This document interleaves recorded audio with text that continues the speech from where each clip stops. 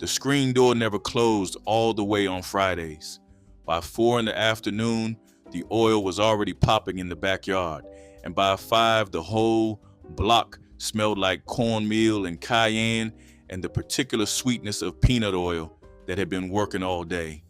Nobody sent invitations. Nobody needed to. The gate stayed open, and the yard filled the way it always did, one plate at a time. The crawfish bisque at number 14 required an entire day of handwork that most modern kitchens would never attempt. Number 6 only appeared when the season was right and the price was not impossible. And the smothered cabbage at number 22 turned a head of cabbage into something that made people forget the fish entirely. Hit subscribe, because this is the food that held Black New Orleans together one Friday at a time. Here are 25 soul foods served at Old New Orleans Friday fish fries. Number 25, hush puppies. No fish fry in New Orleans started without a batch of these dropping into the oil alongside the first fillets. Cornmeal, a little flour, diced onion, an egg, and just enough buttermilk to hold it together. The batter got spooned into the same pot that fried the fish, and in 2 minutes, the little balls floated to the surface, golden and cracked along the seams where the steam had pushed through. They came out by the dozen onto newspaper or a wire rack, and people ate them like popcorn while they waited for the rest of the food to finish. The cook who ran the oil decided when the hush puppies were ready, and nobody reached into the pile before she gave the word. That first handful, still too hot to hold comfortably, tasted like the evening was about to be a good one. Number 24, garlic French bread. Not garlic bread from a frozen box. This was a whole loaf of New Orleans French bread, split lengthwise, slathered thick with butter and pressed garlic, and toasted in the oven until the edges went crisp and the center stayed pillowy soft. The bread came out on a cutting board and got hacked into rough pieces with a kitchen knife. Nobody sliced it neatly.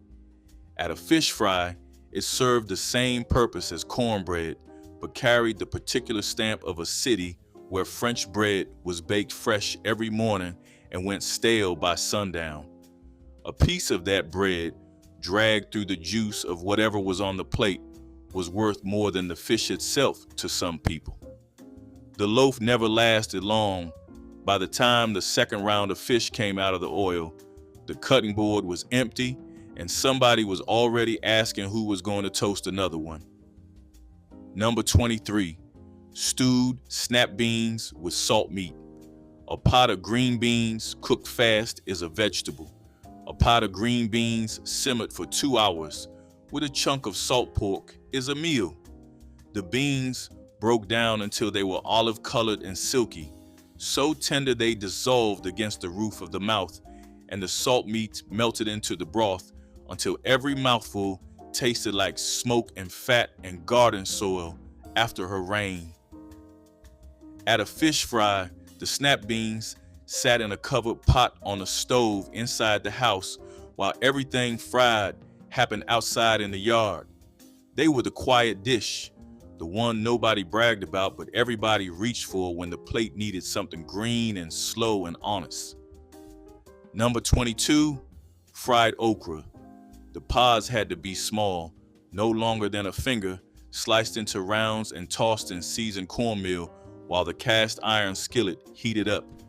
The trick was a dry pan with shallow oil, not a deep fryer, and enough patience to let each piece sit long enough to form a crust before turning. Done right, fried okra came out crisp and dry with none of the slickness that made people who thought they hated okra push it aside. At a New Orleans fish fry, fried okra sat on the table in a bowl with no serving spoon because nobody used one. You reached in with your fingers, took a handful, and dropped them on your plate next to the fish. The bowl circled the table twice and came back empty. Number 21, deviled eggs. Hard-boiled, cool, split in half, the yolks mashed smooth with mayonnaise, yellow mustard, a pinch of salt, and enough paprika on top to turn each one the color of sunset. They sat on a plate lined with a paper towel, arranged in neat rows by whoever made them that morning, and they never lasted past the first hour of the fish fry. Deviled eggs were the dish that traveled. They showed up in a covered container carried by a woman who had not been asked to bring anything but brought them anyway because she always did. Children ate them in one bite. Grown men ate 4 before admitting they had started. The plate was always the first thing cleared from the table, and whoever made them pretended not to notice. Number 20, bread pudding with whiskey sauce. The bread was stale French loaf, torn by hand, soaked in a custard of eggs, sugar, vanilla, evaporated milk, and cinnamon until it went soft. Raisins got folded in. The whole thing was poured into a buttered baking dish, and it went into the oven until the top turned brown and the center was still trembling when you pulled it out. The whiskey sauce came separately, warm, poured from a small pot at the last minute, made with butter, powdered sugar, and enough bourbon to remind everyone at the table that this was not a children's dessert. At a fish fry, bread pudding was the final course. It came out after the plates had been stacked and the oil had cooled, and it turned people who were ready to leave into people who sat back down and stayed another hour. Yep. Number 19, rice dressing. Some people outside Louisiana call it dirty rice, but in New Orleans, the two dishes are not exactly the same thing. Rice dressing was made with ground pork, chicken livers, and gizzards chopped so fine they nearly disappeared into the grains. The Holy Trinity went in heavy, the seasoning was generous, and the finished dish had a dark, savory depth that turned the plain white rice into something worth building a whole plate around. At a fish fry, rice dressing filled the same role as jambalaya for families who preferred the finer texture and the deeper organ meat flavor that set it apart. The women who made it well were known for it, and that reputation traveled across the neighborhood the same way a good name always does, on the tongues of people who had eaten the proof. Number 18, candied yams. Sweet potatoes peeled and sliced thick, layered in a baking dish with butter, brown sugar, cinnamon, nutmeg, and a pour of vanilla extract that made the kitchen smell like something between a bakery and a grandmother's coat closet. The dish baked low and slow until the syrup at the bottom of the pan thickened into something that could not be called a sauce anymore. It was closer to caramel, dark and sticky, and the yams had gone soft enough to cut with the side of a spoon. At a fish fry, candied yams sat in a full-covered dish next to the savory sides and confused people who were not from New Orleans because the line between dinner and dessert did not exist here. The sweetness of the yams next to the salt of the fried fish was not an accident, it was the point. Number 17, red gravy spaghetti. This sounds wrong. It is not. At fish fries across Black New Orleans, spaghetti showed up right next to the catfish and the sides, and nobody blinked. The sauce was not a slow-simmered Italian ragu. It was a quick red gravy made with tomato sauce, onions, bell pepper, garlic, and whatever seasoning meat was on hand. The noodles were cooked soft, not al dente, because that was how grandmothers in Louisiana cooked their pasta, and nobody was taking notes from a cookbook. Spaghetti at a fish fry made sense for the same reason everything else on that table made sense. It stretched. A single pot fed a crowd, and it filled plates alongside the more expensive proteins without calling attention to itself. Number 16, pickled vegetables, a mason jar of sliced onions, bell peppers, and sometimes cauliflower or carrots, packed in white vinegar with sugar, mustard seed, and a pinch of turmeric. The jar went into the refrigerator days before Friday, and by the time the fish came off the oil, the vegetables were sharp and cold and bright enough to cut through every ounce of grease on the plate. Nobody called it a condiment. It was a side dish that people ate straight from the jar with a fork, standing in the kitchen between trips to the yard. The woman who pickled them made the same batch every week, and the jar was always empty by Saturday morning. The acidity reset the palate so completely that every bite of fish after it tasted like the first one.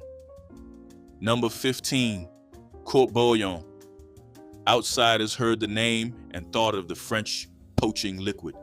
In New Orleans, Court-bouillon was something else entirely. It was a thick, rust-colored fish stew built on a dark roux, loaded with tomatoes, onion, celery, bell pepper, and enough cayenne to settle in the chest and stay there. Red fish or catfish, fillets went in last, simmered just long enough to cook through without falling apart, and the whole pot got ladled over rice in deep bowls. The stew demanded good bread on the side because the broth at the bottom of the bowl was too valuable to leave behind. At a fish fry, court-bouillon was the quiet alternative to the fried platter. Not everyone made it because the roux alone required standing at the stove for the better part of an hour, stirring without stopping, watching the color shift from blonde to brown to something that smelled like the whole neighborhood was cooking at once. What made a Friday fish fry work was not the food, it was the system behind it. One woman heated the oil, another seasoned the fish, a third watched the sides. Nobody assigned roles. The division happened by instinct, built over years of standing in the same kitchen together, and any woman who tried to take over a station that was not hers heard about it before the first batch hit the paper towel. The yard filled without invitations. The gate stayed open. The table held whoever showed up, and nobody left hungry, because leaving somebody hungry at your table was a failure no amount of good cooking could fix. That arrangement fed neighborhoods for generations on almost nothing, and the women who kept it running never once called it charity. They called it Friday. Number 14, crawfish bisque. This was not a dish for people in a hurry. It was a dish for people who understood that some foods are not meant to be easy. The process began with boiling live crawfish, peeling every tail by hand, cleaning every head, and saving the fat.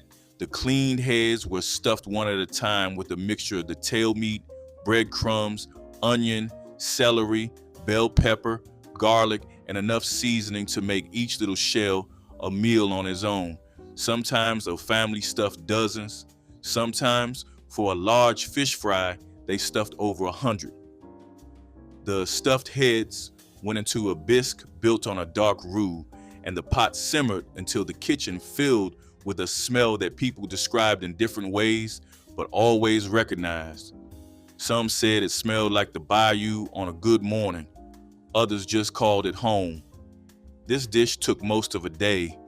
The women who made it did not learn from a cookbook. They learned by standing next to someone who already knew, watching every step, getting corrected when the roux went too fast or the seasoning came up short. When they finally made it alone, the dish carried the memory of every hand that had taught theirs. At a fish fry, crawfish bisque made the table go quiet, not because people had nothing to say, but because the first spoonful required a kind of attention that conversation interrupted. It meant somebody had given an entire Friday to the pot. Restaurants in the city serve a version of it today, but they skip the stuffed heads and use shortcuts that save time and lose everything else. The original, the one that took all day and tasted like it, is becoming harder to find. The women who made it are not being replaced. Number 13, potato logs. Thick-cut wedges of russet potato, skin still on, soaked in salt water, dredged through seasoned flour, and fried in the same oil as the fish until the outside turned into a crust so dark and crunchy it sounded hollow when you tapped it with the fingernail. The inside stayed white and steaming and soft. At a fish fry, potato logs came out of the oil alongside the fish and were eaten the same way, with hot sauce or plain, held in one hand while the other hand, held everything else together. Children ate them by the fistful. They were cheap, they were filling, and they tasted like the oil they came from, which meant they tasted like everything good on that table at once. Number 12, stuffed mirlitons. The mirliton is a pale green squash that used to grow on vines draped over backyard fences and garden sheds all across New Orleans. Neighbors gave them away by the sackful every fall because the vines produced more than any family could eat. The squash was boiled until tender, halved, scooped out, and the flesh mixed with shrimp, breadcrumbs, onion, garlic, and seasoning. The mixture went back into the shells, and the whole tray got baked until the tops browned and the filling held together when you lifted it with a fork. At a fish fry, stuffed mirlitons meant somebody had gone beyond what was expected. The dish was quiet, understated, and deeply Creole. The mirliton vine itself has become harder to find in the city now. Hurricanes thinned out the backyard vines, and with the vines went the dish that depended on them. Number 11, sweet dough pie. This was the dessert that came from the country and traveled to the city with the families who carried it. A simple pie dough made with flour, sugar, butter, and a little vanilla, rolled out, filled with a sweet custard or sometimes fig preserves, and baked until the crust turned golden and the filling set with a gentle tremble. Sweet dough pies arrived at a fish fry on a plate covered with a dish towel, sliced into wedges, and eaten without ceremony. The recipe came from the prairies west of New Orleans, from Creole families who baked them for church fairs and Sunday suppers, and the women who still make them today learned from grandmothers who never wrote the recipe down because writing it down would have suggested they might forget. There was no written menu at a fish fry, no sign in the window, no posted hours. The knowledge of what to cook and when to start lived entirely in the hands of the women standing over the stove and the pot. Temperature was judged by the sound of the oil. Doneness was judged by the color of the crust. Portions were judged by looking at whoever held out the plate. That kind of cooking does not transfer through a screen or a printed page. It transfers through proximity, through standing close enough to feel the heat and hear the corrections. And when the woman at the center of that kitchen is gone, what she carried does not become a recipe. It becomes a story. Number 10, Boudin balls. The filling came from Boudin sausage, that dense, seasoned mixture of pork, rice, liver, onion, and pepper that started in Cajun country and made its way into New Orleans kitchens without waiting for an invitation. The casing was stripped, the filling rolled into tight balls, breaded in seasoned flour, and dropped into the fryer until the outside crackled and the inside stayed hot, dense, and peppery.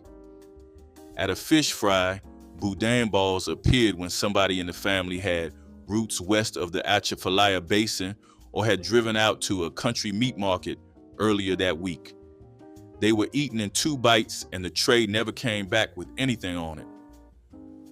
Boudin balls were the bridge between Cajun country and the city, carried to a New Orleans table by someone who had not forgotten where the family started. Number 9, fried frog legs. This one surprised people who had never spent time near a bayou, but in South Louisiana, frog legs at a fish fry were nothing unusual. The legs were small, pale, and tender, battered in the same seasoned cornmeal as the catfish, and fried until the coating crackled when teeth broke through it. The meat was mild and clean, somewhere between chicken and fish, and it pulled off the bone in one strip if you held it right. Families who lived near the swamp edges caught their own. A good gigging trip on a warm night could fill a bucket, and the next evening, those legs showed up at the table alongside everything else. Nobody made a fuss about it. Frog legs were the item that separated the city families from the ones who still had country in their hands and were not shy about showing it. Number 8, hot sausage links. This was a New Orleans original. Hot sausage in New Orleans is not the same thing as andouille or Boudin or Italian sausage. It is its own category entirely. Coarsely ground pork, heavy on the cayenne and black pepper, stuffed into natural casings and smoked until the fat rendered and the skin pulled tight. At a fish fry, the links were grilled on a rack set over coals or fried in a skillet and served whole, split down the middle, or sliced into thick coins alongside the fish. They added heat and smoke to a table that was already rich and golden. The hot sausage link was the thing people reached for when they wanted something that bit back, and the grease it left on the fingers was worn like a badge for the rest of the evening. Number 7, jambalaya, 1 pot, and the whole block ate. That was the math. Jambalaya was the dish that made a fish fry possible for families who could not afford to fry enough fish for 30 people. Rice was cheap, sausage was cheap. A few pieces of chicken, some onion, celery, bell pepper, garlic, canned tomatoes, and a heavy hand with the seasoning and a single cast iron Dutch oven produced enough food to fill a table twice over. In New Orleans, the Creole version used tomatoes. Upriver, the country version, left them out. Both showed up at fish fries, depending on who was cooking and where their people came from. The jambalaya pot was always the largest vessel on the stove. It sat covered until the rice absorbed every drop of liquid, and then it sat a little longer because the crust that formed on the bottom of the pot was the prize. That crust was scraped out and given to whoever earned it, the cook's child, the neighbor who brought the ice, the elder who had been sitting in the same chair since the oil first started popping. The crust was the cook's signature. Some let it go dark and almost burnt. Others pulled it early when it was just golden and chewy. Either way, it was fought over. Jambalaya did not care who was rich or poor. Everybody got the same plate. Everybody ate the same food. And at a fish fry, where the whole point was that nobody was left out, that is exactly what was needed. The pot went on early and it came off last. Long after the oil cooled and the chairs got folded up, somebody was still scraping the bottom of the jambalaya pot with a wooden spoon. Number 6, fried soft-shell crab. When the crabs molted in the spring, the soft-shell season opened and the whole character of the fish fry changed. A whole crab, cleaned and battered in seasoned flour and fried flat in the hot oil, served on a piece of white bread with a drizzle of hot sauce and maybe a squeeze of lemon. You ate the entire thing, legs and all, because the shell was soft enough to chew and the flavor was sweet and briny and unlike anything else on the table. Soft-shell crabs were seasonal and they were not cheap, so their appearance at a fish fry carried real weight. For a few weeks each spring, the soft-shell crab was the centerpiece that even the catfish could not compete with. Number 5, Creole coleslaw. Not the sweet pale slaw from a deli counter. This was a sharp, vinegar-forward coleslaw made with shredded green cabbage, grated carrot, onion, and a dressing built on apple cider vinegar, a little sugar, celery seed, and enough black pepper to let you know it was there. It sat in the bowl for hours, the cabbage softening slowly in the acid, getting better the longer it waited. At a fish fry, the coleslaw was the dish that cooled the mouth between bites of cayenne-crusted fish and hot sausage. It was the reset. Nobody praised it out loud, but everybody put a scoop on the plate, and when the bowl ran empty, somebody always asked who made it. The answer was always the same woman, and she never shared the recipe because she did not believe she had one.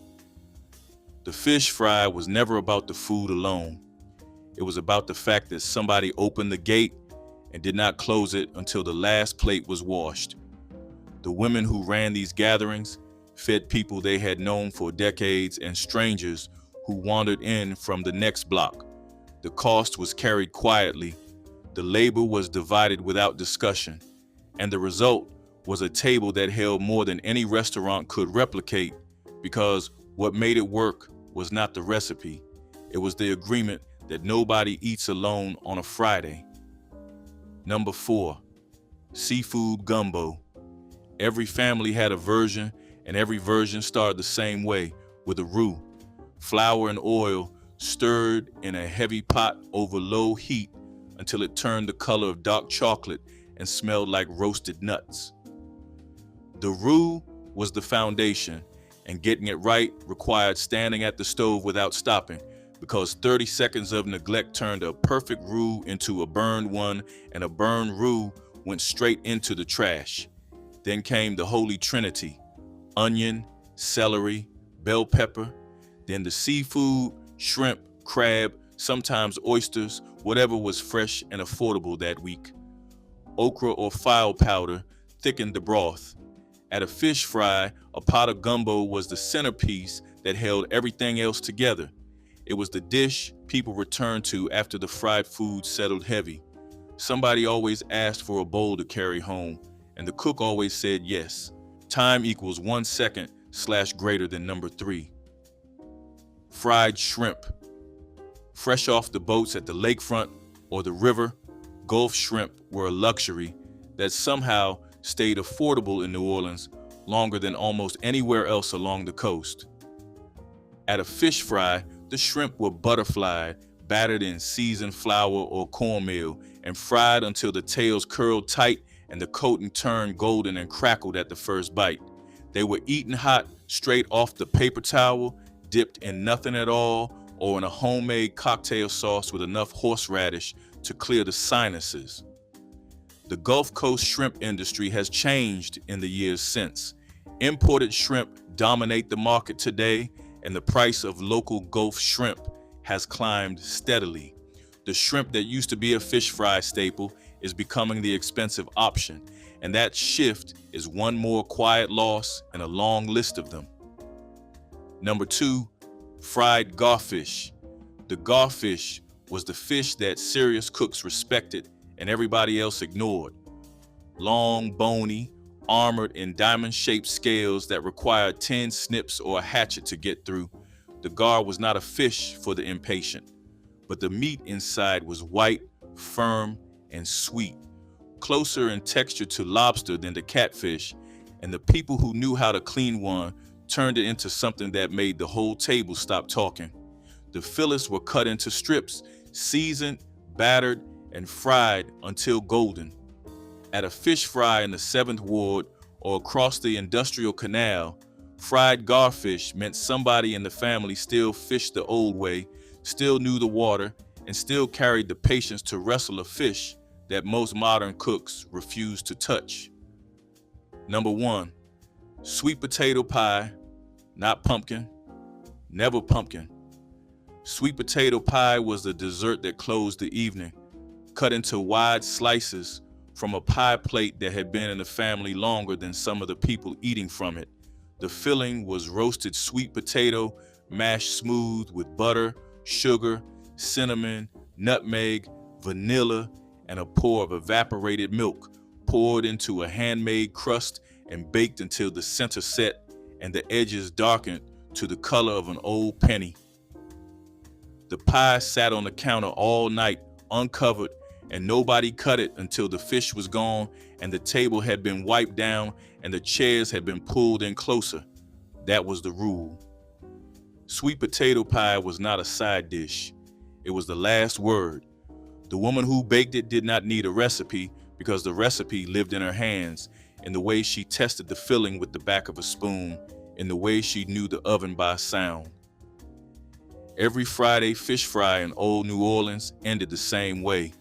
The oil cooled, the yard empty, and somebody wrapped the last slice of sweet potato pie in foil and carried it home, not because they were still hungry, but because they were not ready for the evening to be over. That is what a fish fry was, not just a meal, a weekly act of keeping something alive. Number 22, fried dill pickles. The origin story has been claimed by a dozen places, but the oldest credible account points to the Hollywood Cafe in Robinsonville, Tunica County, where the kitchen started battering and frying dill pickle slices in 1969. The idea was simple enough that it spread through every roadhouse and juke joint within 100 miles inside a decade. You slice the pickles thin, dredge them in seasoned flour, sometimes cornmeal, and drop them into the fryer beside whatever fish was going that night. The acid of the pickle cut through the heaviness of everything else on the plate. That was the trick. In a kitchen built around lard and salt, the fried pickle was the only thing with bite.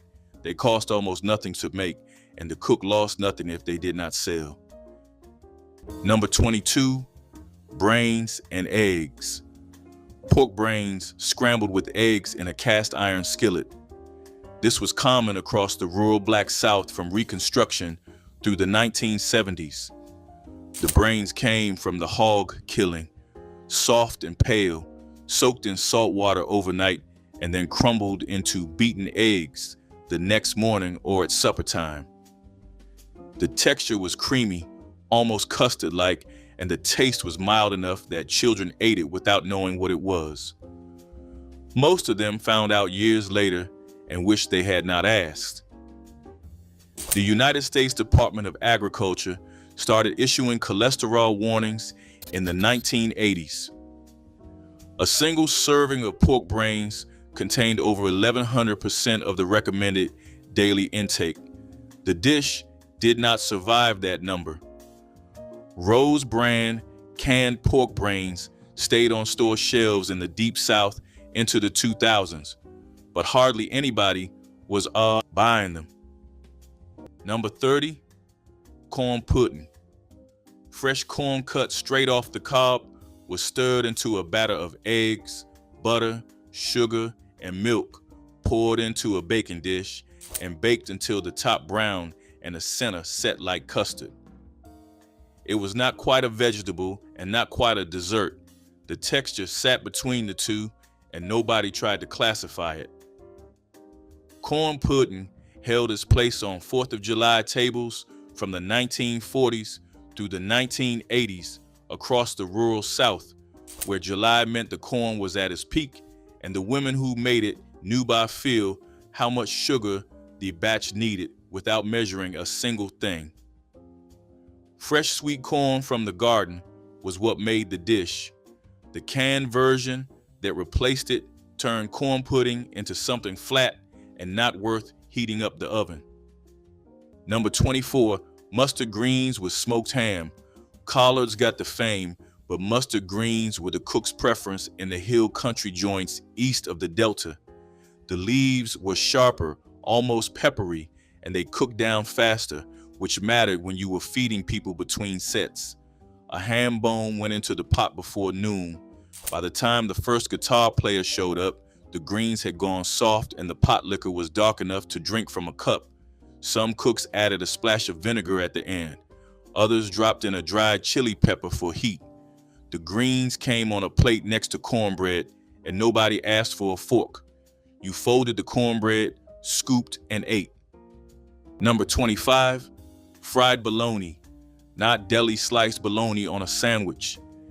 Thick cut rounds from the roll, scored around the edges so they would not curl, dropped into a skillet with a little grease until the outside blistered brown and the center puffed up like a dome.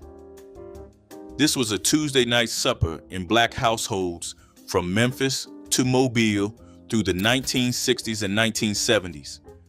2 slices per person, a piece of white bread underneath to catch the drippings, maybe a smear of yellow mustard if the jar was not empty. The whole thing cost less than $1 and took about 4 minutes to cook. Bologna was the cheapest protein at the corner store, and a cast iron skillet turned it into something that tasted better than it had any right to. Processed meat fell out of favor. Health columns shamed it. The children who grew up on fried bologna stopped buying it for their own kids, and the supper that held a household together on a lean night became something people were embarrassed to talk about. Number 27, Mississippi mud cake, Mississippi mud cake was a sheet cake made with cocoa, butter, and pecans, baked in a wide pan and covered in marshmallows while still hot from the oven. The marshmallows melted into the surface and were sealed under a layer of warm chocolate frosting poured on top. The result was dense, sticky, and rich enough to stop conversation mid-sentence. It traveled well, which made it the ideal cookout cake. A woman could bake it the night before, cover the pan in foil, and carry it across the yard without worrying about frosting sliding off in the July heat. The name came from the dark, layered look of the chocolate, marshmallow, and pecans, which resembled the silty banks of the Mississippi after a summer rain. Mississippi mud cake disappeared from cookout tables when chocolate cake went from a from-scratch event to a grocery store bakery purchase. Number 21, white beans and rice. Great northern beans or navy beans simmered with a piece of salt pork until they turned creamy and started to fall apart. The rice was cooked separately, always long grain, and it went on the plate first. The beans went on top. A good juke joint cook made the beans thick enough that they did not run off the rice. Thin beans meant the cook was stretching. Thick beans meant she was generous. In the hill country joints around Holly Springs, the plate came with a raw onion sliced in rings on the side. You ate the onion with the beans, and nobody said a word about your breath. There was nowhere to go but home. Number 23, pan-fried Spam. Before Spam became an internet punchline, it was a pantry staple in working-class black kitchens from the 1940s through the 1980s. Sliced into rectangles a quarter-inch thick, fried in its own rendered fat until the edges turned crisp and dark brown, and the kitchen filled with that unmistakable salty, porky smell. Served with white rice and a generous pour of Louisiana hot sauce. Hormel introduced Spam in 1937, and the United States military made it famous during the Second World War, shipping millions of cans to soldiers overseas. After the war, it stayed in the South because it was shelf-stable, affordable, and it stretched. One 12-ounce can fed 3 people if you cut the slices thin enough and fried them right. The moment fresh meat prices dropped and home refrigerators got bigger, Spam lost its reason to sit on the pantry shelf, and the skillet supper it anchored went with it. Number 28, pickled peaches. Peaches picked firm were peeled and simmered whole in a syrup of vinegar, sugar, cinnamon sticks, and whole cloves until they turned soft and translucent. The jars were sealed weeks before the 4th and brought out cold, straight from the back of the refrigerator. They were served alongside the meat, not the dessert. The sweetness cut through the smoke and the salt on the plate. The vinegar kept them honest. Pickled peaches came from a time when every fruit had a second life in a jar, and the women who made them planned a holiday months before it arrived. The process required a kitchen built for standing on a hot afternoon, a stock pot, and jars that were saved and reused until the glass chipped. When home canning stopped being routine, the pickled peaches stopped with it. Nobody bought a jar to replace them. Number 23, pinto beans. In a Delta juke joint, pinto beans were Monday food and Saturday food and every day in between. A 2-pound bag cost pennies. The cook soaked them overnight, added whatever smoked meat was left from the week, salt, black pepper, and onion cut in half, and let the pot work for hours. There was no recipe. The beans were done when the cook said they were done. Served over rice with a square of cornbread on the side, a plate could feed a man through a night of dancing. Most joints charged 50 cents, sometimes a quarter if you were a regular. The taste changed every time because the meat was never the same twice. Number 24, scrambled eggs with tomatoes and onions. A can of stewed tomatoes, half an onion chopped rough, and 3 or 4 eggs beaten with a fork. The tomatoes went in first with the onion, cooked down in a skillet until most of the liquid burned off. Then the eggs got folded in and scrambled wet so the curds turned orange and soft. Eaten straight from the pan with a piece of cornbread or a cold biscuit left over from the morning. In rural Alabama and Mississippi, this was a full supper, not a breakfast. The eggs came from the yard. The tomatoes came from the pantry shelf. The onion came from the garden row behind the house. Nobody wrote a recipe for it because nobody thought it qualified as real cooking. It was just what you did when the icebox was bare and the store was closed. Number 29, smoked turkey legs. A whole turkey leg, brined overnight in salt water and sugar, smoked low over hickory until the skin turned dark mahogany and the meat pulled clean from the bone. Turkey legs were pit food. They went on the smoker alongside the ribs in the early hours and came off just before the table was set. Men standing around the fire ate them first, one hand on the bone, the other holding a napkin that was never enough. The leg was big enough to be a meal by itself and cheap enough to smoke a dozen for the whole yard. By the late 1980s, smoked turkey legs showed up mostly at county fairs, sold at prices that would have bought the whole bird a generation earlier. The backyard version, seasoned by the family and smoked before dawn, cost almost nothing and tasted like it meant something. Number 20, pan-fried pork chops. The pork chop was the backbone of a Saturday night juke joint plate, not a thick-cut chop from a butcher counter. A thin, bone-in chop, pounded flat with the side of a cleaver, seasoned with salt, black pepper, and garlic powder, dredged through flour, and fried in a cast-iron skillet with enough lard to come halfway up the side, the edges crisped until they curled. The bone stuck out past the plate. 2 chops, a scoop of rice, and a ladle of gravy made a plate that held a man through a night of dancing and drinking. Nobody sat down to eat in most joints. You stood at the counter, ate fast, and went back to the floor. The chops were cooked in batches, and when they were gone, they were gone. No second round. Here's something worth saying out loud. The Mississippi juke joint was never a business in the way most people understand that word. There was no lease, no health inspection, no liquor license. A woman with a shotgun house and a strong arm opened her front room on a Friday night, moved the furniture against the wall, and started cooking.